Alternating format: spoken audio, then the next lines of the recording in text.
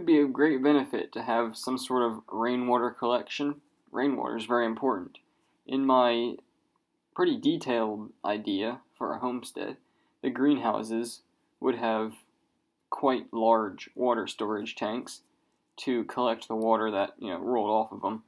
Of course, to irrigate the plants inside, and the water rolling off of the chicken coop could also be stored for the chickens.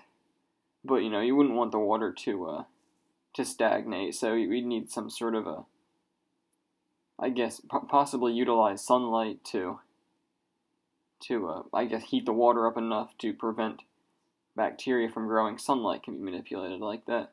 Yeah. I'd prefer not to use chlorine or some other, or electricity. Some of the rain rolling off of the roof of the house could be collected and utilized too. Of course, if the roof is made of copper, which is a long-lasting material, I think that would be a preferable material. If it were copper, then you wouldn't really want to drink the water as much because of the risk of copper poisoning. Some rainwater collection, in the case of emergencies, would have to happen. I mean, it wouldn't be very hard to do. Once again, I could still use some of the water coming off of the roof, even if I have to distill it or put it through some other process. Rainfall is usually abundant here in the southeastern United States, where I'd like to construct a homestead. Also important would be a stream or a pond. Stream or pond water could be used to irrigate the crops. If you buy a property that contains a stream, then the next question would be to ask, is the stream pure or free of pollutants? Of course, if not, then stay clear of it. But it wouldn't be totally useless, and I'll get to that in a bit. If it is clean, then it could certainly be used to irrigate plants, as it would likely contain a good amount of dissolved minerals that the plants would like.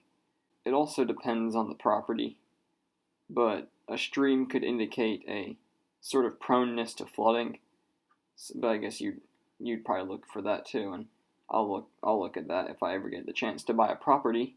Yeah, that would just not be good. Especially down here, we get hurricanes sometimes. No stream, a pond could easily be dug on the property. So, a pond could be of great benefit, of course. Runoff from your property could collect in the pond, and it could serve as a source of water to irrigate crops, just like a stream would. If there are animals on the property, then the pond would be susceptible to algae and other slimy green plant life, whatever else. And this, of course, is because animal waste is nitrogen rich and would feed those plants. Of course, the animal waste would contain other trace nutrients too. And I would recommend not getting in the water in that case, but it'd still provide a good source of nitrogen to your crops if that ends up being the case. Then again, a pond could prove a curse by harboring mosquitoes, so be sure to make the pond a good depth and add fish that feed on mosquito larvae, like the western mosquito fish or the least killifish. I guess depending on where you are, they might not live in your area. The final source of water that I guess is on my list is well water, and it'd probably be the most important. It would make up the majority of the water I used in my house, and for things like cooking and cleaning clothes and washing hands and bathing and showering. It would rarely, if ever, be used for irrigation, though. It would be a last resort, or in the case of an emergency. I'm not sure what a plumbing system would look like implementing all of this, but I think it'd be neat if rainwater constituted the majority of the water used for bathing and washing clothes, and then it'd also be good if that water, which is called greywater, the water used for washing hands and bathing and cleaning clothes, be, I guess, used in the toilet, so reused. And of course, water that contains human waste is blackwater, so you wouldn't want to use that again. But after the water exits the house, it'd be that grey water in some cases, or black water, the real bad stuff containing human waste, that's a biohazard, could still be utilized. I have a few ideas, but I don't really know for certain what I'd do to utilize everything that human waste contains and everything that wastewater contains in general, but I'd prefer not to put even the greywater on plants or anything on the ground outside. I still think both could be used to irrigate fruit trees and other deep-rooting plants. I have ideas for like an underground system of transport that the roots wouldn't be able to invade. Well, they would be, but the invasion of the roots would not be harmful to the system. It'll disperse the water really well. I think better than a septic tank or a septic system would disperse the wastewater. I would not be able to pour chemicals and stuff down my drains, and that's fine. I don't really use chemicals that much. I don't use, I guess, those kinds of cleaning agents like bleach or ammonia, and I probably wouldn't want to pour oils down the drain either, but there are plenty of things that I could do with leftover oils that other than pouring them down a drain. Of course, I would also want to use potassium lye-based soap or some other form of soap because sodium-based would really harm plants. Even potassium-based or potassium lye-based soap would be very basic. The pH would be very high, which still would not be good for the plants in high concentrations. So I could certainly figure stuff out for this. I like thinking about this stuff all day.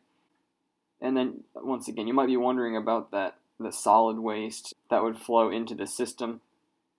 Of course, the idea for sinks in the bathrooms, bathroom drains, I would have some sort of a fine filter. It would filter, or it would sift very small particles, and I would just be able to pick the filter up like a cup sitting in a drain, and then dump it into the trash, or probably a composter, or just in the grass outside. I can't imagine it'd be too messy.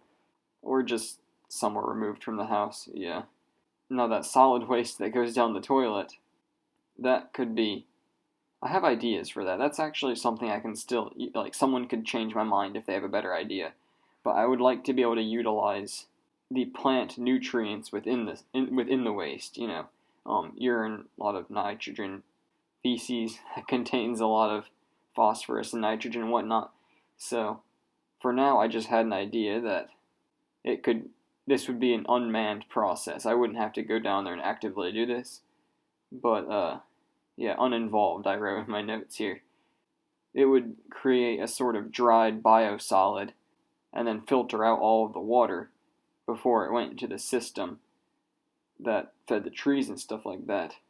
And then I could remove that solid sort of bio waste every so often and possibly compost it in, of course, a not for direct garden use compost bin or something. I wouldn't put that on garden beds, or at least put it on the surface. I'd have to put it very deep.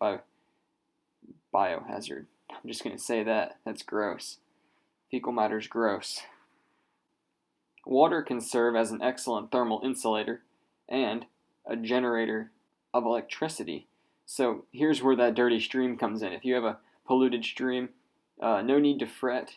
I guess it depends on the law or local laws, but at least I know in Tennessee, because I researched Tennessee, you could manipulate it in such a way. Of course, you wouldn't want to disrupt it too much, but there are plenty of mini hydroelectric dams that are easy to build, or wouldn't even have to be a dam, just a manipulation of the water in such a way that it moves a turbine or moves a motor and generates electricity. It wouldn't have to be too complicated. There are plenty of things on the internet that I've seen that take advantage of the movement of water from a higher to a lower elevation.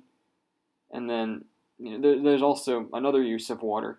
Water retains a lot of heat. I mean, that's one of the best thermal insulators. So, of course, it'll retain cold too. I'm just saying it's like a thermal buffer. It retains temperature and will moderate the temperature inside of, let's say, the geothermal greenhouse. If you haven't seen that video, I think I made a video about everything that involves the geothermal passive solar wallopini.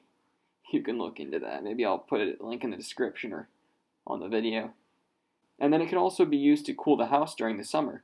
When it rains, I could have the water manipulated in such a way that it runs over the face, the southern face of the house, of course where it'd be hottest because the sun is hitting it most directly for the longest amount of the day. And then of course in the winter the water could be diverted to gutters to prevent that flow, because you wouldn't want water cooling your house down in the winter. And yeah, I love that kind of stuff. I'm always thinking of ways that sunlight and water could be manipulated to save energy and make a house comfortable. And I think it's just neat too.